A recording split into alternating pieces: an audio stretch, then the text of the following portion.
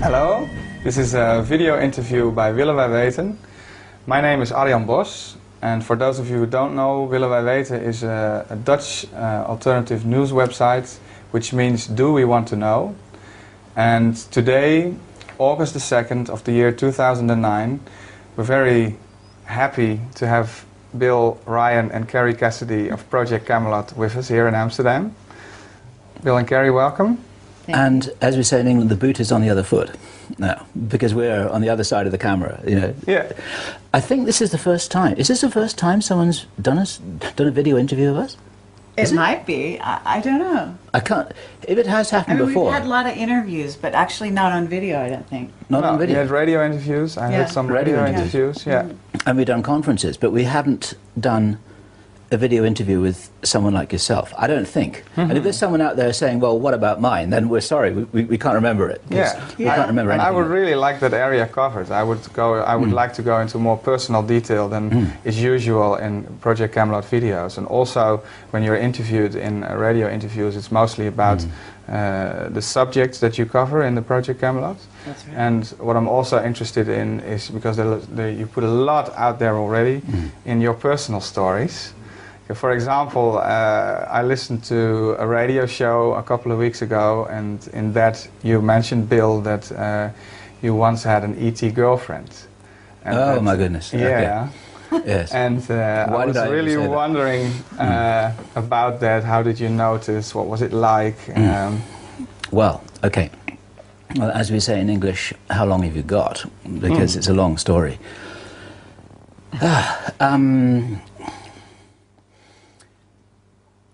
I'm trying to think of how best to present the story.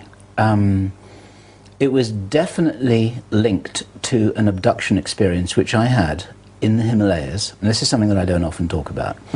I did actually mention it with our interview with Stephen Greer that is going to be published in a few days' time. By the time this is out, people will have had a chance to see that. And just to give some context for that, the reason why I mentioned that to Stephen Greer on camera, and I took a deep breath and said, okay, I'll tell people about my own abduction experience, is because he was saying that most, if not all, of abductions were actually faked by the American military in some way. Now, this was in December 1981, and I was at 7,000 meters in the Himalayas in December, in winter, in northern Nepal, on a mountain called Makalu, and a small British expedition. We were trying to climb it. We didn't actually do it, but we got quite high. And I was abducted out of my tent in the middle of the night in December. It's not a usual abduction when they come and, you know, to like an apartment in Amsterdam, which is all nice and easy. And I don't think any abduction is usual. No, sure, but but this was quite unusual because I was floated out of my tent. The temperature was probably, it was the middle of the night in December in the Himalayas at 7,000 meters. The temperature must have been about -40 Celsius, maybe colder. And when I recalled this happening, because as with almost all abductions, you don't remember when I recalled it happening, the moment that I remember sitting in my tent, now I was lying in my tent with three of us like sardines. There's my friend here and my friend here, and I was like that, and I was all zipped up in my sleeping bag. And then the zip of the tent opened, and this little grey being poked his head through and looked at me, you know, like that.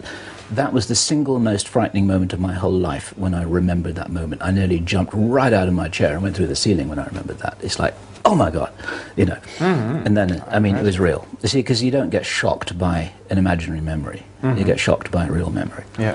And now, this is all very complicated because I don't believe that was a malicious abduction. I believe that something was going on which was in some way a preparation for what we're doing now. Okay. And it probably was all with my agreement at a higher level, because I'm very comfortable with what's happening now. At the time I didn't understand the experience, but I wasn't, it's like, I don't know what's going on, but I wasn't, it wasn't something that I wished hadn't happened. I just wanted to know why it was going on. Yeah.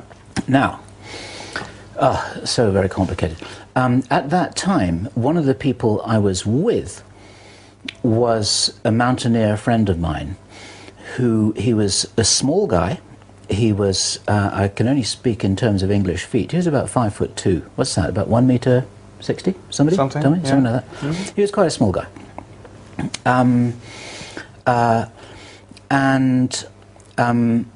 He had had an ET experience at that time as well. In the same expedition, the previous day, he only told me about this years later, when he was going down the mountain from the same place, he fell into a crevasse, which is not a good idea if you're a mountaineer on your own. Usually that's the end of the game. Yeah. That's it. He fell into a crevasse, and the way that he told the story was, next thing I knew, I was out of the crevasse. He'd been teleported out of the crevasse, and there were two beings there who talked with him for a long time. And when he was telling me this story, I was becoming really freaked out, because I knew that just the day after that I had my abduction experience, and we were comparing our experiences. Now, round about that time as well, I had a girlfriend who was also very small. She was even smaller. She was about 1m50? No, that can't be right. She was about 4'10". What would that be? That's smaller. I mean, 1m40 or something. That's pretty small. Yeah. That's pretty small. Yeah.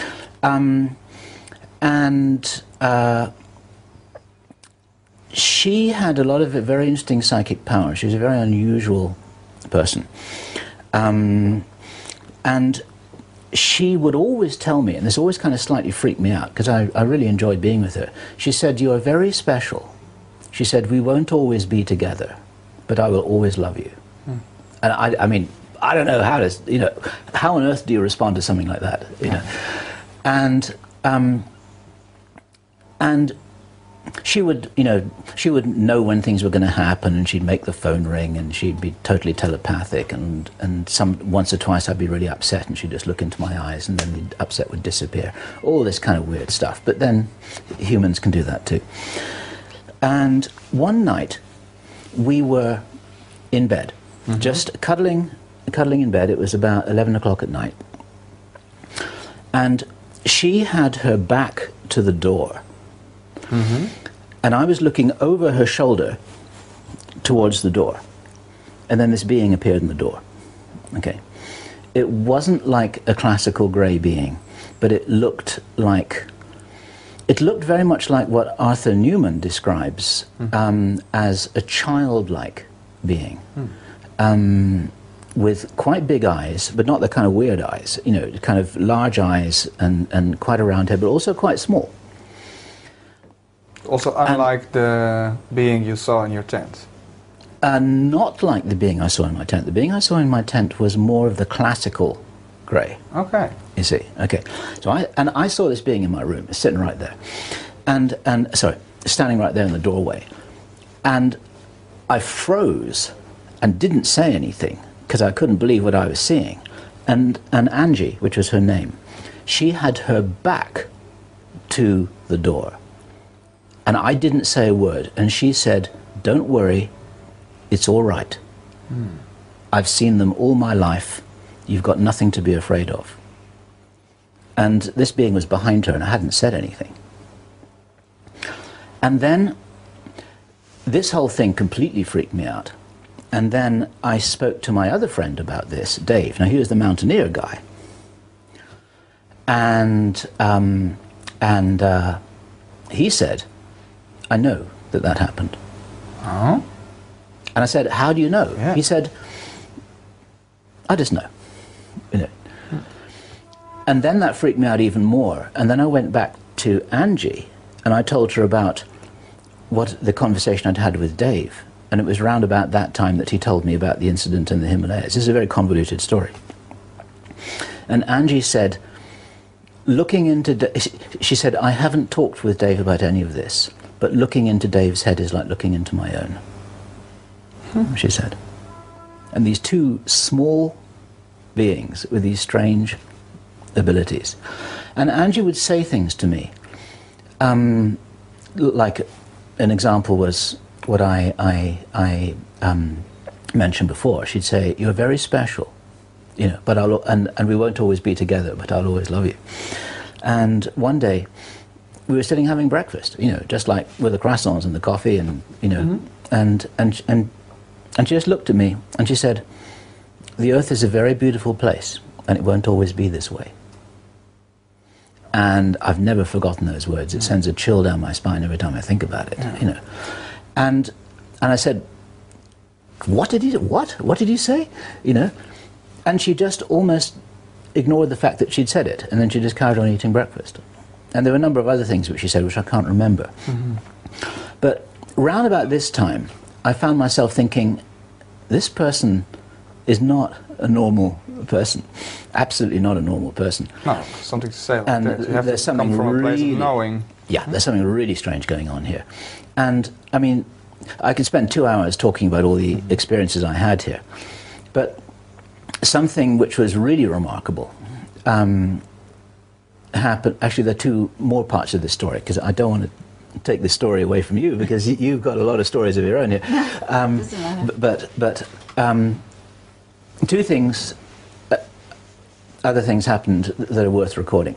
The second one of which I'll say at the end, I never tell anybody, because it's so bizarre.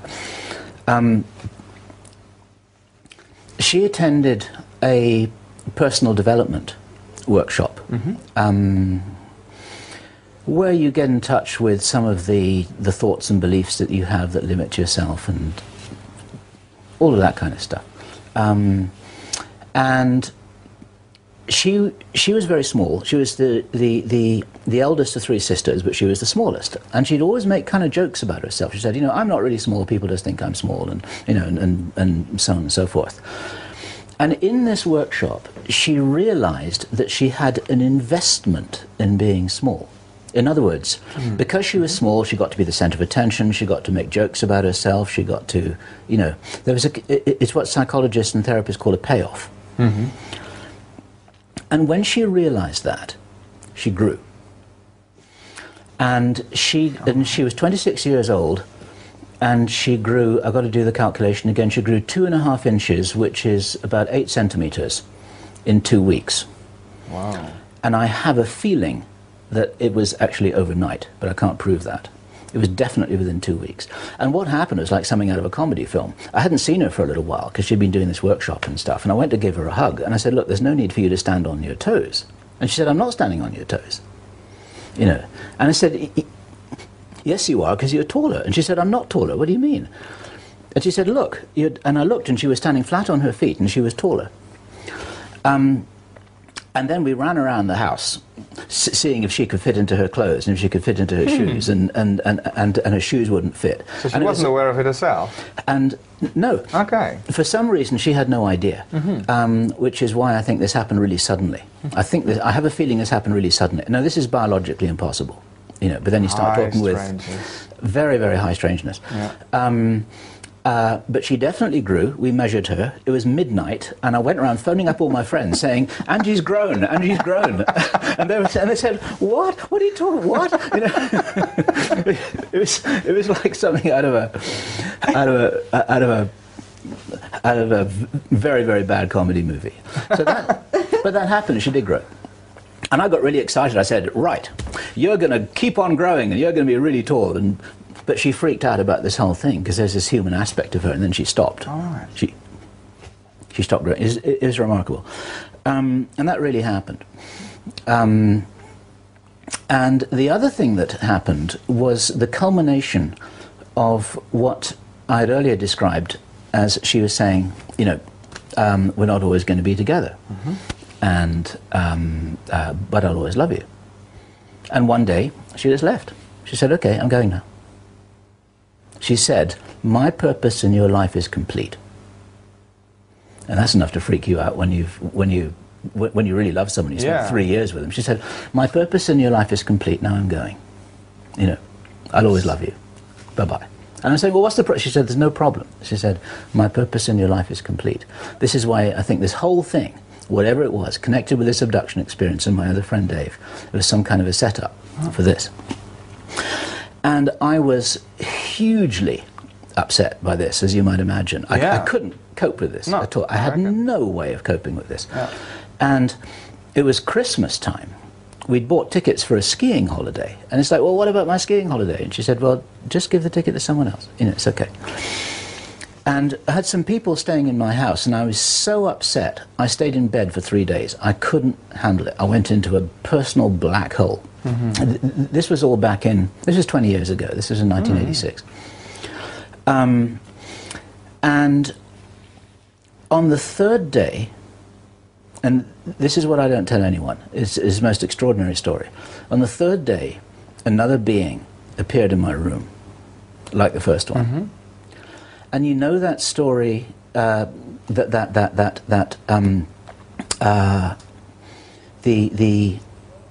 scene in E.T., the movie E.T., you know, when he has his glowing red finger and he heals Elliot, because Elliot is upset, you know, the little boy who he befriends. This is what happened to me. This being appeared in my room, and I've been sitting there in bed, unable to move, unable to function, couldn't handle this. This was not intended. The being came up to me with his finger, touched me in the middle of the chest, and then I was fine. All the upset went away, and I went downstairs, and the whole thing was handled for me. Wow. It was a remarkable story. Yeah. I don't tell people that because there's no way anyone can believe it. I don't believe it myself, you know, but that's what happened. And it's a very important story for one reason, that despite its unbelievability, what it shows me is that these beings who are behind that abduction and that experience and that program, whatever it was, they actually have compassion. They really do have compassion. Yeah. This wasn't a mindless programmed biological robot. This was somebody who came in because it wasn't part of the plan that I should be so upset that I couldn't function. So they had to fix that, and they fixed it, and it was a compassionate act.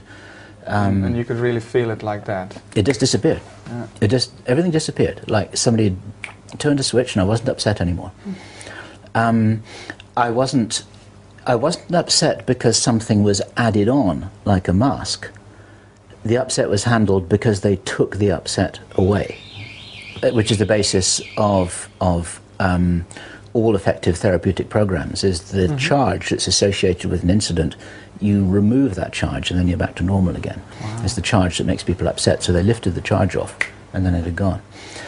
And I haven't had, I suppose I've had a few strange experiences since then, but I haven't had anything like that. Every now and then I kind of hope they might come back and say, hey guys, you're doing a great job. You know, nothing. Yeah.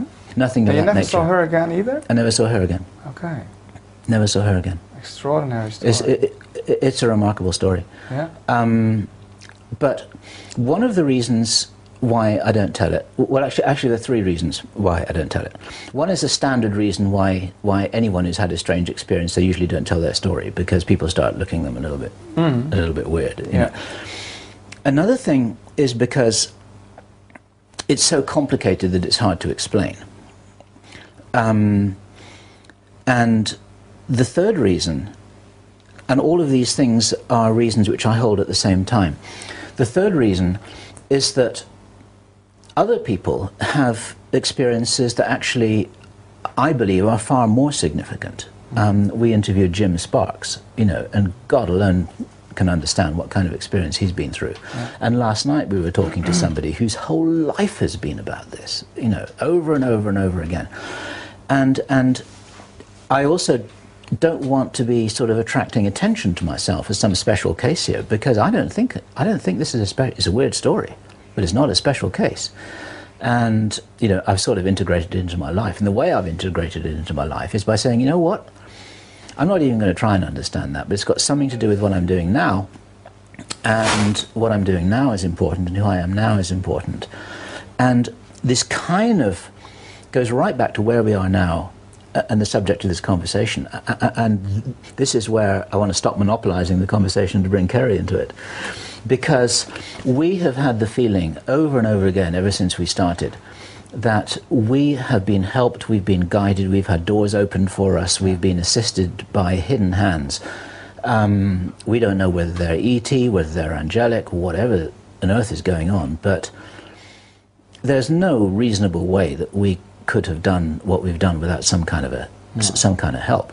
And the metaphor which I often use is walking towards a blank wall, and then the door suddenly opens and you go through into another room.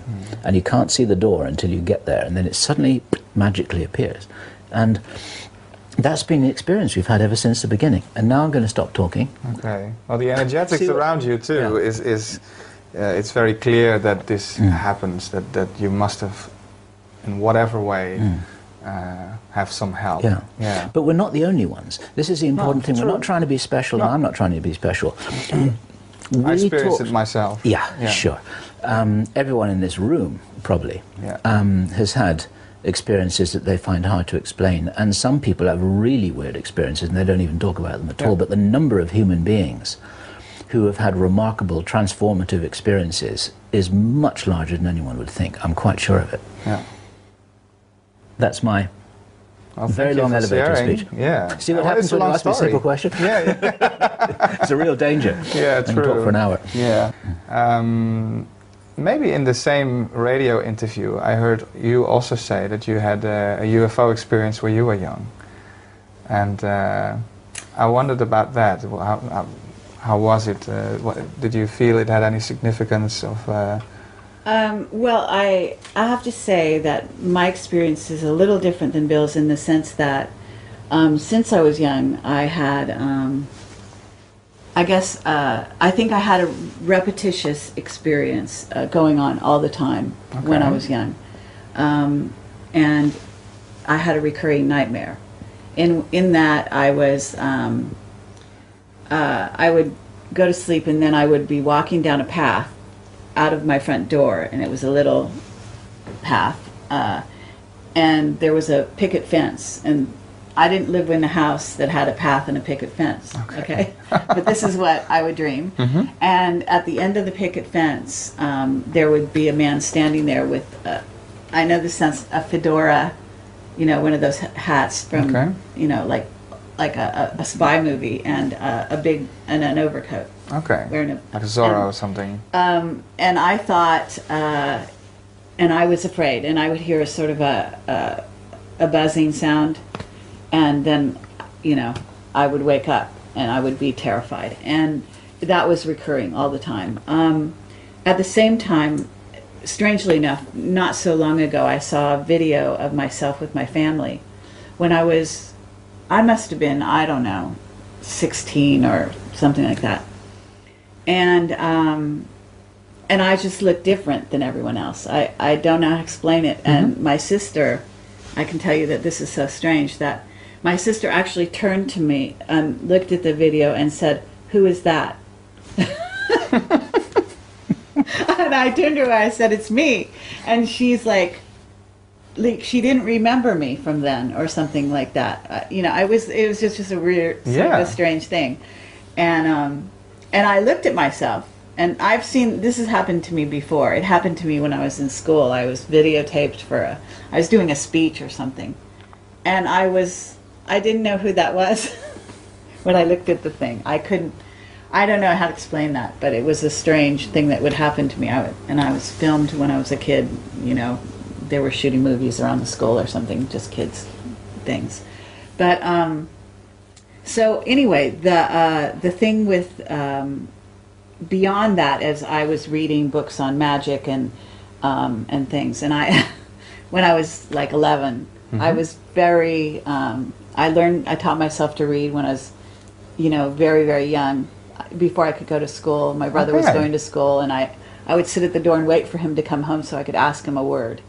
And so I was very, I don't know, whatever, precocious, you might say. Like, I wouldn't say, you know, that I was, you know, extraordinarily brilliant or some kind of thing like that. But I was, you know, I was very aware.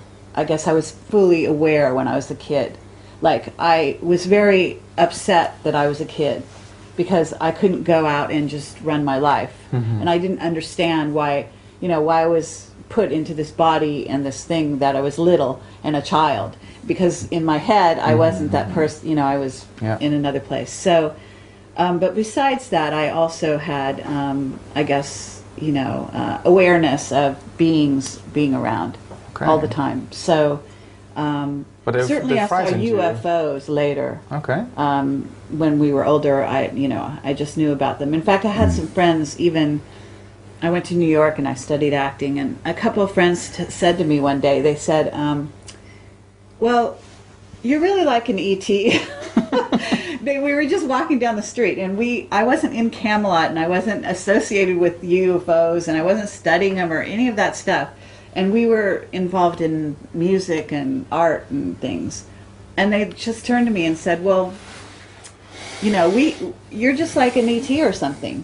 And I was like, I was hurt by that. Yeah, I reckon. I thought, oh my God, what is it I'm doing and saying that's so odd that these people are like that and saying that about me. But then I also knew exactly what I was doing. I knew about Eastern philosophy, and I was tested in college and in a class and by a person who was from India. And I wrote some kind of essay, and he read it to the class, and he said, "Well, you know all about this stuff." And I had never read a book about it at all. But anyway, I decided that I would reach enlightenment. It was my decision when I was like 21 or something. I was just going to do this. So I just got some books on Kundalini and so on. And then I sat and meditated. And I ended up meditating every day for like hours and hours for probably a month or so. I stopped kind of going to work and everything else. And I did. I reached Kundalini, Samadhi, what's called a Samadhi experience, and merged with everything. And so I did all this very consciously. Like I knew I was going to do it. I planned it, and I did it, So I have to say that I've had, I would classify it more spiritual experiences. Like I came at the UFO thing from a more spiritual place. Yeah. My family was camping in Lake Tahoe, and it was 4th of July or something like that, and we were just having a camping trip and sleeping under the stars. And I was, I don't know how old I was, like maybe in my 20s or maybe 30s at that point. And up in the sky were all these, well, they looked like stars, but then they just started moving around, and they were all moving, and there was, it just went on for hours. And we were just watching it, and I said, "Look at all the UFOs," so I was the only one in my family who knew anything about that, and I directed their attention to that. And then we just watched it, and it was like they were having a party, basically, in space, because all the stars were not just sitting there, they were just like all moving around and going places and zipping back and forth. It was like they were having a huge meeting. For everyone to see? Well, my family. Yeah, okay, but it was not just you who saw it. Yeah. It was a display. Yeah, it was just going on and on, but they were way far up there, so they looked like stars. Yeah. But they literally were zipping around. All right. And so that was fine. That was just like normal or nothing. Nothing. It just seemed normal. Yeah. It didn't seem like a big deal. It wasn't like to you, but to your family, it was extraordinary, I reckon. Well, they didn't get all excited really or anything. We were laughing about it, just laying in our sleeping bags, kind of laughing about it and stuff. And then but they don't consciously seem to recognize, think about this kind of thing, that I'm involved in Camelot and all that. They don't even know. They know, I've said, go to my website, blah, blah, but they don't go, they don't. One sister isn't online at all. And she's the one that would be, she's open to things. She's fairly psychically aware. My other sister has had, I think, experiences. I think, how they say these abductions, whatever, run in families. I do believe we have had that in my family. Yeah. My mother was quite interesting. She was very aware and open to all sorts of spiritual things. And, but at the same time, she also was very conventional in certain ways. But, so to answer your question, I haven't had any... other than I see light beings all the time. I actually saw a couple last night, not last night, but the night before we went on stage. They come, 2 of them came, they visit me for a while, and then they disappear. And I've seen them since I was in my 20s. All right. And they've accompanied me to places. And whenever I would be in a state where I'd be very upset, because I had I was a sort of struggling actor and lived in New York City and studied acting, and I didn't have any money, and I didn't always know if I could eat that day, and I hated borrowing money from my parents, so I wouldn't tell them, and so on and so forth. So I had some rough times, and they would come and visit me. Okay, so your initial experience in your dreams were very frightening, actually. And when I was a really little kid, and I was afraid of Santa Claus. I know this sounds stupid, but when Christmas would come and people would, this is when we were really young, and they would say, oh, well, Santa Claus is going to come, and Santa Claus came, supposedly, and flew in the sky, right? Oh, right. And okay. So I just remember thinking to myself, oh, wow, if Santa Claus, if there is such a being as Santa Claus, I'm not interested in looking out the window or letting them know that I'm awake, because they're going to, Because they're going to do something. Because I was afraid of something. But your overall feeling, after all those years, is it, would you label it as more positive or more negative? Well, I'm not convinced of what was going on.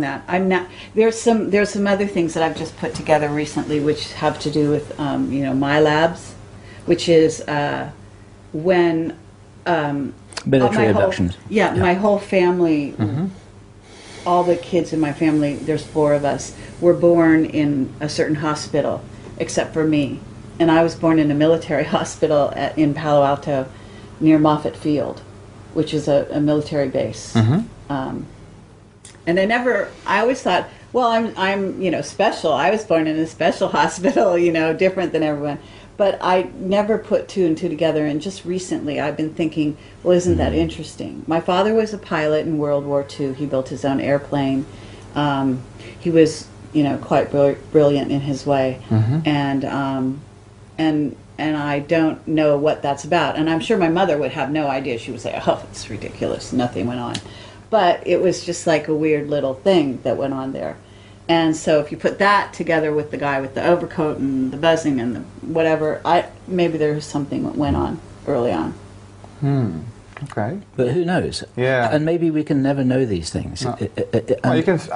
Maybe you have an overall feeling if it's more right or if it's more something you don't want. I think. I don't think now when I look back at it, I'm sure that that this is probably an overall positive thing that I was very involved in. But at the same time, I'm also, I'm aware that there are positive and negative beings. Like I have no doubt in my mind whatsoever.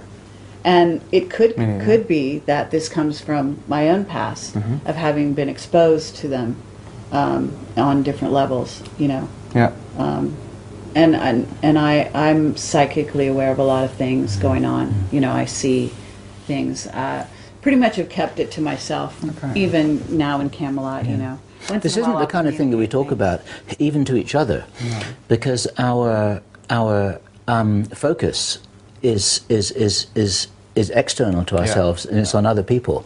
It's not meant to be about us. No. Yeah. So that's. But it guides us. I have to say. I will tell Bill things, that we need to do or this or that, and because I'm getting a direct, very strong message, and he gets this occasionally as well. Okay. And I think that in many ways, I think we are protected on an earthly level, but I think we're very protected on an unseen level. Yeah. I think one of the things that unites us, which I've only recently really realized is unusual, is that we have no fear. None, at all. None. Absolutely none. That's quite extraordinary. Absolutely none. Yeah. And it's so, the idea of us having fear is so unusual that we don't even think about the fact that we don't have fear. We just do our thing, And it's other people who point out, well, aren't you afraid? I have trouble understanding to some degree some people. And that isn't because I'm not afraid of anything. I've had times in my life where, I've been alone and, sort of a desperate situation or whatever. That's when that spider appeared in New York City from California. Stop it. I moved to New York City. Spiders are a big problem. I don't I don't like spiders.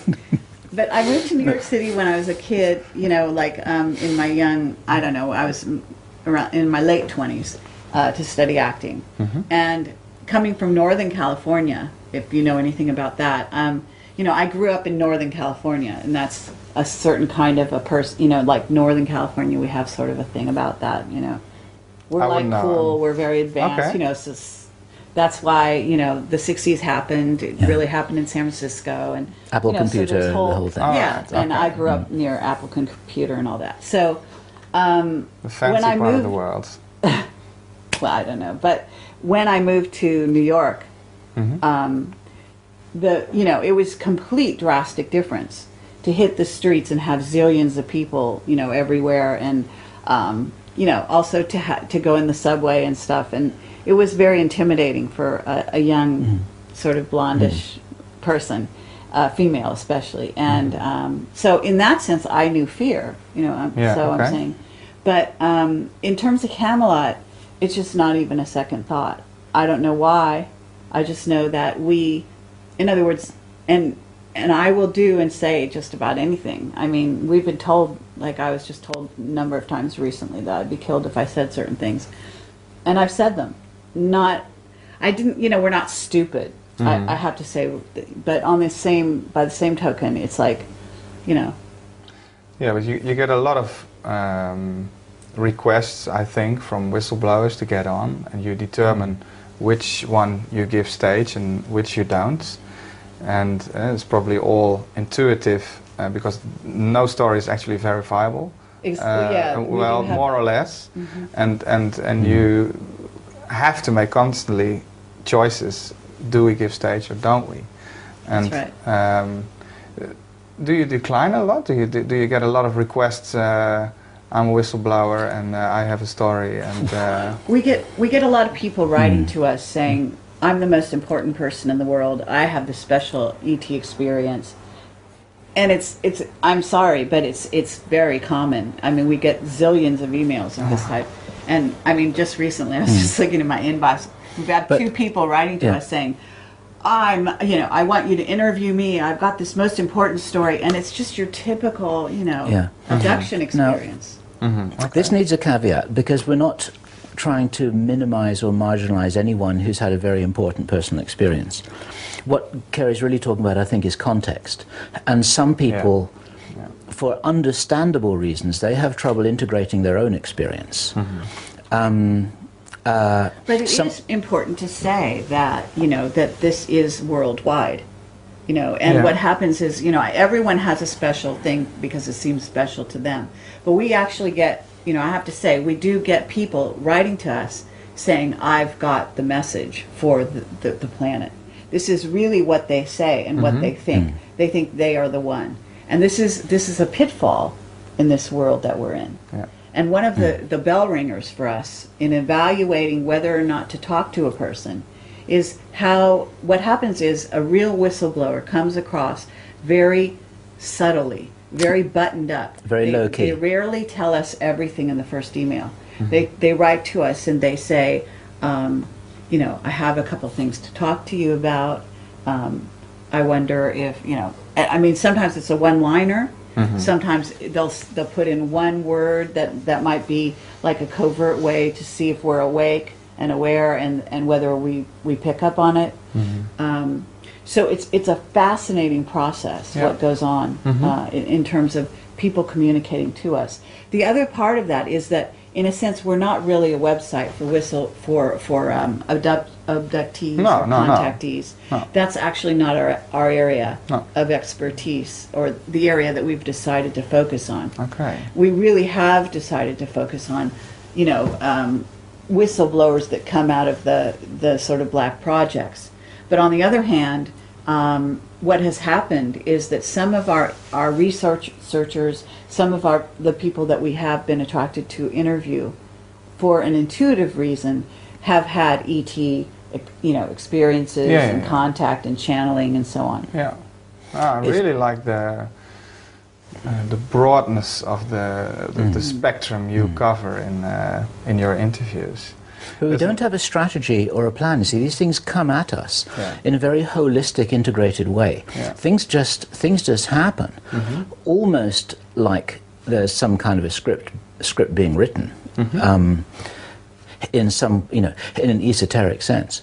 And what we do is we just go with the flow, and if we both feel intuitively, this is exactly what Kerry said, you know, we get a message, sometimes because we both get all of our mail, we both home in on the same message and saying, this message here, have you read that? And she said, yeah, I've just read that this moment. This person feels important, and almost invariably that's significant. But I term it as, in a sense, we are following the trail of a mystery, and we're going where the trail and the clues lead us. And that means that even right now, we cannot tell you, we're not going to rule somebody out because you say, oh, you know, this person's in the health field, or this person's in the such and such field. We actually, there is no area that we won't go in. But it only depends on if we get the push to follow the clue and to go in that direction. So logically, like, there's some people who collect all the interviews with everyone who's ever talked about such and such, right? And ever written a book about such and such. We don't actually do that. We don't duplicate. What we're doing is actually following a trail.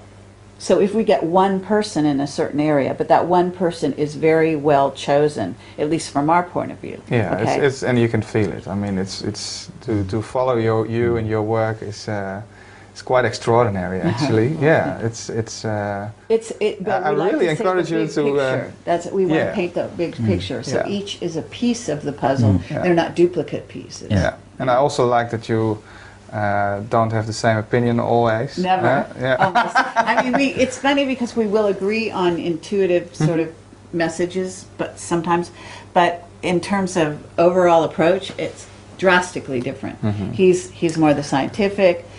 We say Mulder and Scully from, you know, X-Files, only he's Scully and I'm Mulder, because he's the scientist and I'm more the intuitive, you know, communicator. And on the money thing, how does money work for you? Because I a couple of weeks ago, I read on your blog, well, money is a problem, and everybody has to make a living.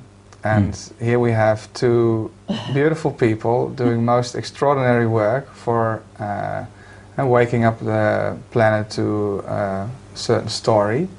And what is your view on that? Why does everything at the core of your work has to be free? I mean, there must be some way to somehow support you more by the people that watch your videos. I mean, I might imagine that you could do better and more if you had less worry about money in a way. Let me answer this first. There are different ways to go at this, and it's an interesting question. For me, it's about a philosophical reversal of the principle of money, which is based on exchange. You know, if I've got a coffee shop, I give you the cup of coffee, and then you give me €3 or $3 or whatever it is, and that's the exchange. But I say to you, I've got the cup of coffee here. I'm not going to give it to you unless you give me the money first. That's how it works. I mean, or, you know, unless you agree to give me the money first. It's like so, and then it's changed. Now, usually that's the way business is done, and the way that things are sold on the internet. Often it's like you've got a DVD or you've got a video or you've got a book, and it's like, okay, you give me the money, then I'll send you the information. Okay. Now, what we've done is we put it in reverse. It's like, we'll give you all the information, and we trust that it's going to come back to us. And maybe I'll give you the information and he gives me the money. It doesn't matter. It doesn't matter who gives us the money, you see, because it's the principle of flow. The principle is that we give people whatever we have, and then if the universe is playing fair, and it seems to be, then we get a return. And you may remind people more of doing that, because, for example, if I look at myself, I made like 4 or 5 times a small donation, and I expect maybe everybody does that, but apparently it doesn't happen. And if I was reminded more often in a video, at the end of a video, for example, to make a donation, then I probably would have done it more often. Yeah, our cameraman is very pleased that you just said that, because this is his advice to us. And it was his idea, so it was his idea. Yeah, that's why I'm bringing it up.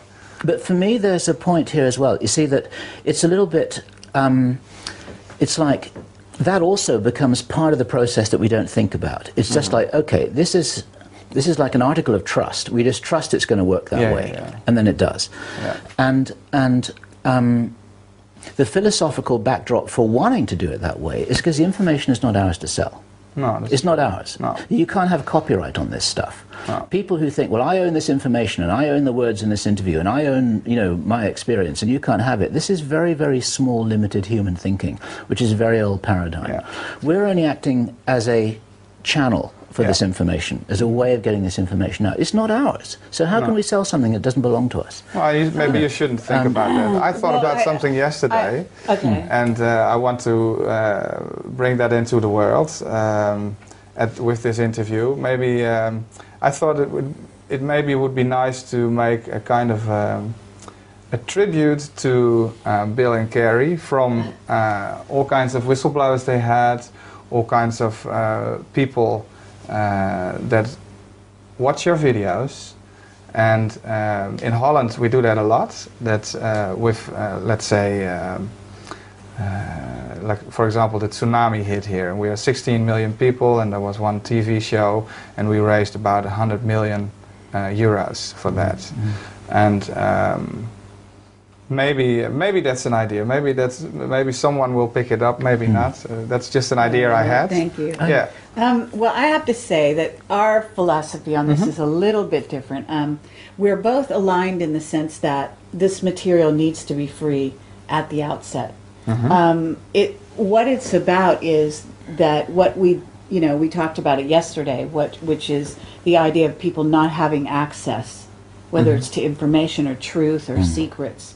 And so the last thing we want to do is put a barrier there between the people and the truth that we want to get out there. So we want that to get out there, and thank God for the internet, because it is there. It is a medium that allows us to do that. So we were completely in agreement from day one. Everything was going to be free. Okay, that's beautiful. And that has to happen. In fact, we've been offered to do a television show, like on regular TV. Okay. Although it didn't actually happen, this was a year ago. And even then, we were saying, but to the producers, but you do understand that our videos are going to be free on Camelot. I mean, it has to be that way. Now, on the other hand, we are, at least I am more practical because I'm a filmmaker, in the sense that what we don't do is package DVDs, and what we need to do is do that, and those would go for sale, because there is a labor and a cost to actually produce that. Now, there's a labor and a cost to produce what we do. Definitely. But we are kind of, like I said, guerrilla filmmakers, and we, and we are going on the paradigm that if we put it out there, it will come back. And we do believe that, and it has worked. Although I have to say, for the first 2 years, I had a small inheritance from my mother passing, and we're self-financed. And then the last year, Bill's mother passed, and we had a small amount of money from there that kept us going. And then we also started asking for donations. I think it was about a year, now it's been almost a year and a half ago. And our Avalon site, we started charging for subscriptions $1 or whatever you want, or $5 a month. But that hasn't actually been all that successful. People didn't want to pay so much for being on a forum and so on. But we tried to convey to them that what that subscription was going to do was go into the Camelot work, that sort of the information sort of fuels everything else, right? Because anybody we interview is going to help raise the level of consciousness, and also for the Avalon side of things, which is the side which has to do with finding safe places, preparing for the future in sort of a nuts and bolts way. And we do have another site that we're looking to do, which is called Project Light Warrior, and we are going to help people develop themselves, because beyond developing your own safe place and getting into groups and networking, there's a side that is more spiritual, about preparing for the days to come on, you know, that you need to become as enlightened as you can be, and become as much of a spiritual warrior as possible. And there we got Yoda on the wall there. Exactly. To remind us of... We are, because we are going to face, what we're facing is much more of a spiritual experience. It will manifest physically here in, you know, on the material realm, on the 3D, but the real sort of nuts and bolts battle, if you will happen for the hearts and minds of humanity. And so that is what we want to help in the future, to equip people along those lines. So, there is a spiritual war going on. It's just that right here and now on this planet, this seems to be one of the front lines. That's one way to put it. So, I mean, so you can't put a price on that. You can't say,